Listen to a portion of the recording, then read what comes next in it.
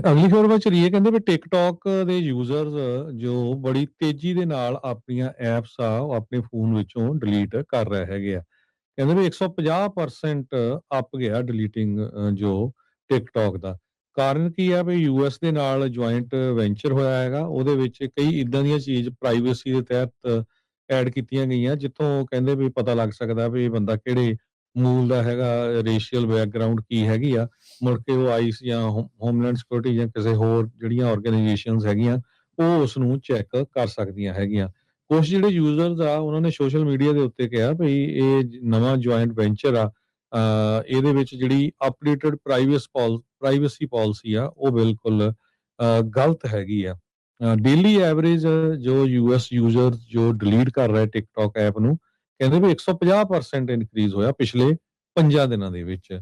ਵੀਰਵਾਰ ਨੂੰ ਟਿਕਟੋਕ ਨੇ ਕਿਹਾ ਸੀ ਵੀ ਇਹਨਾਂ ਨੇ ਜੁਆਇੰਟ ਵੈਂਚਰ ਬਣਾ ਲਿਆ ਤਾਂ ਕਿ ਜਿਹੜੀ ਵੀਡੀਓ ਸ਼ੇਅਰਿੰਗ ਐਪ ਹੈਗੀ ਆ ਆਪਰੇਟ ਹੁੰਦੀ ਰਹੇ ਯੂਐਸਏ ਦੇ ਵਿੱਚ ਅੰਡਰ ਨਿਊ ਅਮਰੀਕਨ ਲੀਡਰਸ਼ਿਪ। ਦਾ ਕੰਪਨੀ ਨੇ ਐਡਮ ਪ੍ਰੈਸਰ ਜੋ ਸਾਬਕਾ ਟਿਕਟੋਕ ਦੇ ਹੈਡ ਆਫ ਆਪਰੇਸ਼ਨ ਆ ਉਹਨਾਂ ਨੂੰ ਸੀਈਓ ਵੀ ਜਿਹੜਾ ਆ ਚੁਣ ਲਿਆ ਹੈਗਾ ਆ। ਬਹੁਤ ਸਾਰੇ ਸੋਸ਼ਲ ਮੀਡੀਆ ਪੋਸਟ ਦੇ ਉੱਤੇ ਲੈਂਗੁਏਜ ਜਿਹੜੀ ਹੈਗੀ ਆ ਨਵੀਂ ਪਾਲਿਸੀ ਦੇ ਵਿੱਚ ਉਹਨੂੰ ਲੈ ਕੇ ਵੀ ਟਿਕਟੋਕ ਇਦਾਂ ਦਾ ਜਿਹੜਾ ਡਾਟਾ ਹੈ ਉਹ ਕਲੈਕਟ ਕਰ ਲੂਗੇ, ਜਿਹਦੇ ਵਿੱਚ ਕਈ ਸੈਂਸਿਟਿਵ ਇਨਫੋਰਮੇਸ਼ਨ ਵੀ ਆ, ਜਿਸ ਤਰ੍ਹਾਂ ਤੁਹਾਡਾ ਐਥਨਿਕ ਓਰੀਜਨ ਕੀ ਹੈਗਾ, ਤੁਹਾਡਾ ਰੇਸ਼ੀਅਲ ਪ੍ਰੋਫਾਈਲ ਕੀ ਹੈਗਾ, ਤੇ ਜੀ as well as sexual life ਔਰ ਸੈਕਸ਼ੂਅਲ ਓਰੀਐਂਟੇਸ਼ਨ। ਸੋ ਇਦਾਂ ਦਾ citizenship, immigration status, financial information, ਇਹ ਤਾਂ ਸਾਰਾ ਕੁਝ ਹੀ ਆ।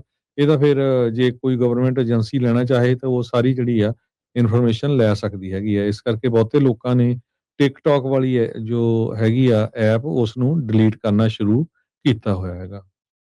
ਹਰਜੋਤ ਸਿੰਘ ਜੀ, ਜੋ ਮਾਹੌਲ ਇੰਡੀਆ ਦੇ ਵਿੱਚ ਹੈ ਨਾ ਵੀ ਉੱਥੋਂ ਦੇ ਪ੍ਰਧਾਨ ਮੰਤਰੀ ਨੇ ਆਪਣੇ ਬਿਲੀਅਨੇਅਰ ਫਰੈਂਡਸ ਨੂੰ ਸਾਰਾ ਮੀਡੀਆ ਉਹਨਾਂ ਦੇ ਹੱਥੇ ਕਰ ਦਿੱਤਾ ਵੀ ਫਿਰ ਕੁਝ ਹੋਵੇ ਨਾ। ਅਮਰੀਕਾ ਵੀ ਉਸੇ ਰਾਹ ਦੇ ਉੱਤੇ ਤੁਰਿਆ ਆ। CBS ਹੋ ਗਿਆ, ਪੈਰਾਮਾਊਂਟ, ਹੋਰ ਪਤਾ ਨਹੀਂ ਕਿੰਨੇ ਜਿਹੜੇ ਇਦਾਂ ਦੇ ਪਲੇਟਫਾਰਮ ਤੇ ਟਿਕਟੋਕ ਵੀ ਕਿੰਨਾ ਕੋ ਗਿਆ ਆ। ਟਰੰਪ ਹੁਣਾਂ ਦੇ ਦੋਸਤਾਂ ਕੋਲ ਗਿਆ, ਉਹਨਾਂ ਨੂੰ ਹੀ ਦਵਾਇਆ ਇਹਨਾਂ ਨੇ।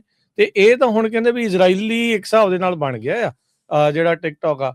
ਅੱਗੇ ਤਾਂ ਚਾਈਨਾ ਨੂੰ ਕਹਿੰਦੇ ਵੀ ਡਰ ਸੀਗਾ ਵੀ ਇਨਫੋਰਮੇਸ਼ਨ ਨਾ ਚਲੀ ਜਾਵੇ। ਹੁਣ ਤਾਂ ਟਿਕਟੋਕ ਦੇ ਜ਼ਰੀਏ ਸਿੱਧੀ ਜਿਹੜੀ ਇਨਫੋਰਮੇਸ਼ਨ ਉੱਧਰ ਨੂੰ ਜਿਹੜੀ ਉਹ ਜਾ ਸਕਦੀ ਆ।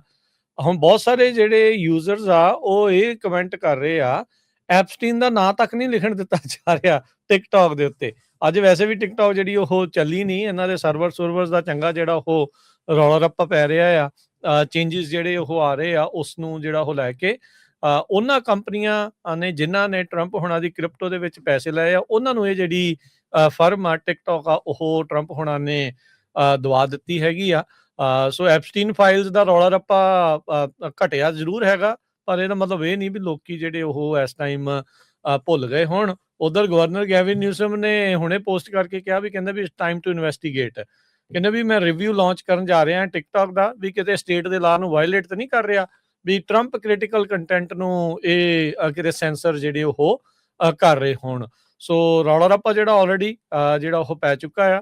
ਸੋ ਜਦੋਂ ਤੁਸੀਂ ਕਿਹਾ ਵੀ ਕਾਰਨ ਇਹੀ ਆ ਵੀ ਲੋਕਾਂ ਨੂੰ ਲੱਗ ਰਿਹਾ ਵੀ ਟਿਕਟੋਕ ਵੀ ਹੁਣ ਉਹਨਾਂ ਲੋਕਾਂ ਦੇ ਕੰਟਰੋਲ ਦੇ ਅਧੀਨ ਆ ਗਿਆ ਜਿਹੜਾ ਕੋਈ ਬੇਸਿਕਲੀ ਆਪਣੇ ਖਾਸ ਬੰਦਿਆਂ ਦੇ ਉਲਟ ਕੁਛ ਨਾ ਜਿਹੜਾ ਉਹ ਬੋਲ ਦਿੱਤਾ ਜਾਵੇ।